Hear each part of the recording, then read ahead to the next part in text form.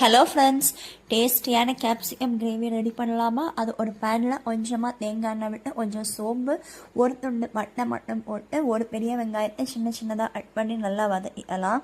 இந்த வெங்காயம் நல்லா வதங்குற டைமில் கொஞ்சமாக இஞ்சி பூண்டு பேஸ்ட் இதில் ஆட் பண்ணி தக்காளியும் சேர்த்து நல்லா வதக்கிக்கலாம். இந்த தேங்காய் அரைப்பில் கொஞ்சம் மல்லித்தூள், மிளகாய்த்தூள், கொஞ்சம் கரம் மசாலா, பிரியாணி ஸ்பைசஸ் போட்டு நல்லா அரைச்சிக்கிட்டு நம்ம ஃபஸ்ட்டு அந்த அரைச்சி வச்ச மசாலாவை போட்டுக்கலாம். மசாலா நல்லா பச்சை வாசனை போனது அப்புறமா நம்ம போட வேண்டிய கேப்சிகம்மை போட்டுக்கலாம். ஏன்னா கேப்சிகம்மை முன்னாடியே போட்டால் ரொம்ப வெந்துடும், நல்லா இருக்காது. இப்போ போட்டால் தான் கொஞ்சம் க்ரன்ச்சியாக இருக்கும். இப்படி சுண்டி வர்ற டைமில் கொஞ்சமாக புதினா கொத்தமல்லி போட்டு இறக்குனா நிஜமாக சொல்கிறேங்க, தோசை, இட்லி, சப்பாத்திக்கு அட்டகாசமான சைட் டிஷ் ரெடி ஆகிடுச்சு. கண்டிப்பாக இதை ட்ரை பண்ணி பார்த்துட்டு எப்படி இருக்குங்கிறத கமெண்ட்ஸில் சொல்லுங்கள். நான் எதிர்பார்க்கவே இல்லை கேப்சிகம் கிரேவி